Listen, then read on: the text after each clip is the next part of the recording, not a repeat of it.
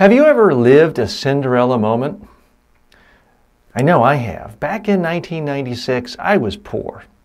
I mean, really poor.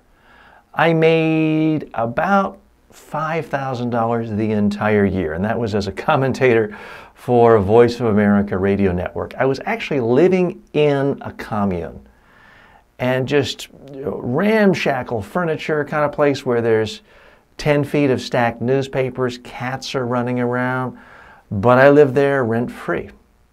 Well, I got booked to appear on the Montel Williams show, which was a big thing in the United States back then. It was a syndicated talk show, kind of like an Oprah Winfrey show.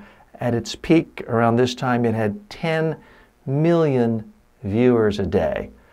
So I got my one and only suit and tie on, got dressed up, went outside, and there was the biggest, longest stretch limousine. I don't mean a regular limousine, I mean a stretch limousine that I had ever seen. It seemed like it covered the entire block. I got in, there's a full bar, and they whisked me off to the Montel Williams show. And boy, did I feel like I was king of the world at that moment. Did the show, I thought it went well. We were discussing and debating Montel's new book, and he had a variety of pundits and commentators on the program.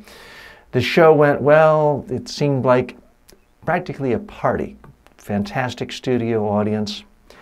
And then there's the giant stretch limousine waiting for me, takes me back home. I get back, and there I am in essentially my slum. Take my suit off, and I go out to dinner. It was the $1 slice of pizza. That's all I could afford. Here's my point to you. When you see people on TV, in the media, in your local newspapers, national newspapers, it doesn't mean they're that much more successful than you or richer than you. It just means they've positioned themselves to have a say on a particular issue, and they want to speak out. So my challenge to you is, don't wait till everything else is perfect in your career. Don't wait till you're 100% financially secure or all is perfect with your career or your life.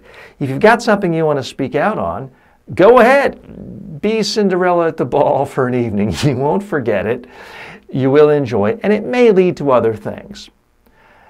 That particular show, more than probably any other show I've done, and I've done more than 2,000 national, international, local TV and radio shows over the last 30 years. I got more feedback from that. My doorman saw it, people in bars saw it, people commented on it.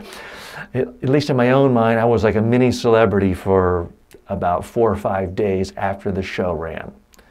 So I wouldn't say turn it down, but also realize you can be the toast at 1 minute, driving around the big limousine, but then you're back and you turn back into a pumpkin. Okay, so why do I tell that story? I do want people to realize that regardless of where they are in their career, they can sometimes go right to the top national media. There's the sense that somehow you have to pay your dues, local media for years and years and years, and then regional media, then national media after you're really big and successful. And no, it doesn't have to be that way. I know people who their very first talk show appearance ever was live primetime CNN on Larry King, back when that was a really big deal. So that's the point there. Look for opportunities, no matter where you are in your career, no matter what age.